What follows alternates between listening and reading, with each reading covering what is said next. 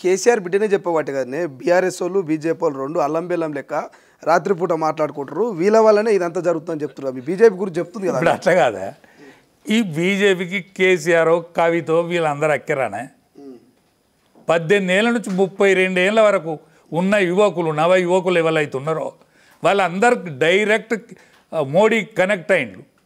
ఆడ బీజేపీ శాఖ లేదు, టీఆర్ఎస్ మన ఏంటిది ఆర్ఎస్ఎస్ శాఖ లేదు, ఏబీవీపీ శాఖ లేదు, వాళ్ళందరూ డైరెక్ట్ మోడీ అంటారు.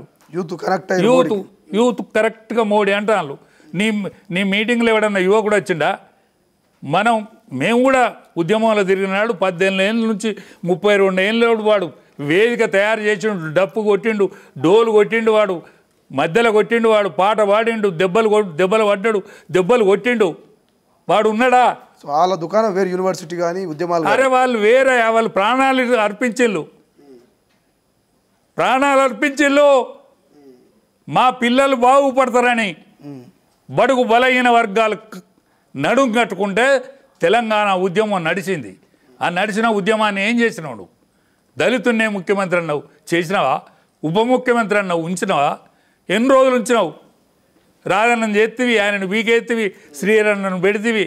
ఆయన శ్రీరన్న మనల దెబ్బలు కొట్టించే పని చేసినోడేనా? దయాకర్ రావు మనల్ని దెబ్బలు కొట్టినోడేనా? టీడీపీలో ఉన్నప్పుడు తలసాని శ్రీనివాస్ యాదవ్ మెదకులు అందరినీ మనల్ని తరిగినోళ్ళేనా? వాళ్ళందరినీ తీసుకొత్తివి, ఉద్యమకారులను దూరం పెడితివి, ఉద్యమకారులను కొట్టిన వాళ్ళను రాజులను చేతివి. సిగ్గుండాలి ఒకసారి, అనుకున్న దానికైనా సిగ్గుండాలి. ఈమెకు అర్హత ఉన్నది, ఈమె పేర్లు పెట్టేది, ఈమె రాజకీయాలు ఏం చదందుకు కూడా అద్దు పద్దు ఉండాలి. కవితదే తప్ప అంటారు ముచ్చట. కవిత తప్ప బీజేపీకి బీఆర్ఎస్కి ఎక్కడ కూడా ఒప్పందం లేదు. ఎందుకు ఉంటుందండి? ఇది అనుంజడిపోయింది, ఇది అనుంజడ. ఇప్పుడు గ్యాస్ ఉండేసినా కూడా తాళం వచ్చేటట్లేదు, ఆ తాళం తిరిగేటట్లేదు. ఇప్పుడు ఇదే బీజేపీ వాళ్ళు కాళేశ్వరం ఏటీఎం అన్నారు, ఎందుకు ఆ ఏటీఎం మీద యాక్షన్ తీసుకోలేరు? ఇప్పుడు అట్లా కాదా, రాష్ట్ర ప్రభుత్వంలో సొచ్చి కేంద్రం పనిచేస్తుందా? కేంద్రంలో ఉన్నాయి ఏమని ఊకుంటారా?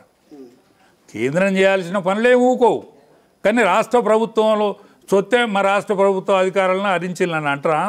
కాంగ్రెస్ అంటుంది కదా ఈడీ గీడీ అంతా కూడా మరి కేంద్ర ప్రభుత్వం చేతుల్లో ఉన్న అందుకే ఆడిస్తున్నారు. నువ్వు అన్నానుక తీసుకోపో, నేనేమని చెప్పినా? ఇప్పుడు నేను మామూలుని కావచ్చు, మా నాయకునితో వెళ్తాను, ఇక రఘునందన్తో వెళ్తున్నాను అనిపిస్తే నువ్వు నమ్ముతానంటే ఆయన తీసుకొని వస్తా వీడికి.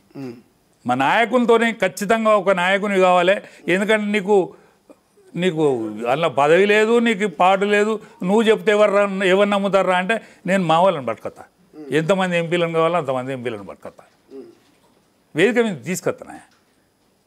రమాను ముఖ్యమంత్రి కూడా రమాను దమ్ముంటే రావాలి. ఈయన నానే కాపాడుకుంటాను, ఆయన నేనే కాపాడుకుంటాను నా అనుమానం. ఇప్పుడు ధరణి ఉన్నదే, ధరణి తర్వాత నువ్వు దాని మీద చర్య ఎందుకు తీసుకోలేదు? తెచ్చారు కదా కొత్త. ఏమి కొత్తది? నీ 7 రణదమ్ములు ఎగిడిచిన భూతాలు అయి తిరుగుతాను హైదరాబాద్లో. ఏ భూమి కాడిపోయినా కూడా వాళ్ళ నచ్చిపోయింది అంటాను, వాళ్ళ తమ్ముడు వచ్చిపోయింది అంటాను. ఇది ఏంది మీరు చేసేది? ఏంది? హైదరాబాద్ సొమ్ము ఎవరిని నిమ్మలంగా ఉండనిచ్చుమా? మిమ్మల్ని కూడా నిమ్మలంగా ఉండనియదు. ఇప్పుడు వాడు 14 ఏళ్ళ ఉద్యమం, 10 ఏళ్ళ పరిపాలన, వారి వెంబడి మంచో చెడ్డ ఉన్నారు కదా. అన్నీ కానీ పురుషార్థుడు అద్దంటే ఈయన అయిండు, కాంగ్రెస్ వచ్చింది. ఆ బీజేపీ వాడు బీసీ ముఖ్యమంత్రి అంటాడు, కానీ వాడు అందుకోవడం ఓటు మురిగిపోయినట్టు అయిద్దు అని నీకు గాల పెడితే నువ్వు అయినవు. కానీ మీ బీజేపీ మీరే నాశనం చేసుకుంటాడు కదా. రాజాసింగ్ మీకు తెలుసు ఎమ్మెల్యే, ఆయన కుండ బదలు కొట్టినట్టు చెప్తున్నాడు. మా వాళ్ళే అమ్ముడు పోతున్నారు, ఆ బీఆర్ఎస్ వాళ్ళు చెప్పిన వాళ్ళకి టికెట్లు ఇస్తున్నారు, మా వాళ్ళు ఇట్లా అయితే ఎన్నడూ అధికారంలోకి వస్తారంటాడు కదా బీజేపీ. ఇప్పుడు రాజాసింగ్ ఏ పద్ధతిలో అన్నాడో నేను చూడలేదు. అన్నిటికంటే సరే, విభిన్న ఆలోచనలు ఉండు సహజం మనిషికి. మనిషి అని తోడు వాని ముఖాన్ని వాడే 3 తీరులో చూసుకుంటాడు. నరుని వతగా చూస్తాడు ఇట్లా, దాని తర్వాత హీరో వతగా చూస్తాడు, వీరుని వతగా చూసుకుంటాడు, కోతి వతగా చూస్తాడు. నర వీర వాన రహ 3 తీరులో చూసుకున్న తోడు మనిషి. ఒక్క తల్లి కడుపులో పుట్టలేదు, ఒక్క కులంలో పుట్టలేదు, ఒక వంశంలో పుట్టలేదు, వీళ్ళు నానా కూటమిలా వచ్చిన వాళ్ళు. కానీ మిగతా పార్టీలు నీళ్ళల్లో పాలు కలుపుతాయి, మిగతా పార్టీలకున్న బీజేపీకి ఉన్న తేడా ఏంటంటే బీజేపీకున్న మిగతా పార్టీలకు ఉన్న తేడా ఏంటంటే అవి నీళ్ళనే పాలు కలుపుతాయి, బీజేపీకి పాలల్లో నీళ్ళు కలుపుతాయి, పాలల్లో నీళ్ళు కలుపుతాయి. ఏదన్నా బీజేపీ అధిష్టాన వర్గం నిర్ణయం తీసుకున్నదంటే దానికి కట్టుబడి ఉండేది బీజేపీ. ఇప్పుడు మీరు బీజేపీని చూస్తాను, వాళ్ళు పరిపాలన వచ్చిన కాంచెలు చూస్తాను. ఒక బీసీ ప్రధానమంత్రి స్వాతంత్రం వచ్చి 75 సంవత్సరాలలో ఒక బీసీ ప్రధానమంత్రి 3 సార్లు అయ్యిండు. ఒక ఉత్తరప్రదేశ్, ఒక మధ్యప్రదేశ్ అనేది వైశాల్యంలో గొప్ప రాష్ట్రం. అటువంటి రాష్ట్రానికి ఒక యాదవ్ను ముఖ్యమంత్రి చేసిండ్రు. ఇప్పుడు హర్యానా మన దగ్గర వెలుమలు రెడ్డి అయితే ఎట్లయితే పరిపాలించిందో అది జాట్స్ పరిపాలన. అటువంటి పరిపాలన కాడ ఒక బీసీ ముఖ్యమంత్రిని చేసిండ్రు, అది కూడా యాదవే. ఒక కింద ఎస్టీ ముఖ్యమంత్రిని చేసిండ్రు. ఇవాళ ద్రౌపది ముర్ము, అంతకంటే ముందుగాల అబ్దుల్ కలాం, అంతకంటే ముందుగాల వీళ్ళని ఇప్పుడు ఎస్సీ ఎస్టీ మైనారిటీ ఇటువంటి రాష్ట్రపతులను చేసిండ్రు. 370 ఆర్టికల్ తీసేస్తామంటే తీసేసిండ్రు నానా తిప్పలబడి. ఇవన్నీ ప్రపంచ దేశాల సరసన మన భారతదేశాన్ని చేర్చిందే. అటువంటి బృహత్ ప్రణాళికతోటి బృహత్ కార్యక్రమంతో ముందుకు పోతుందే.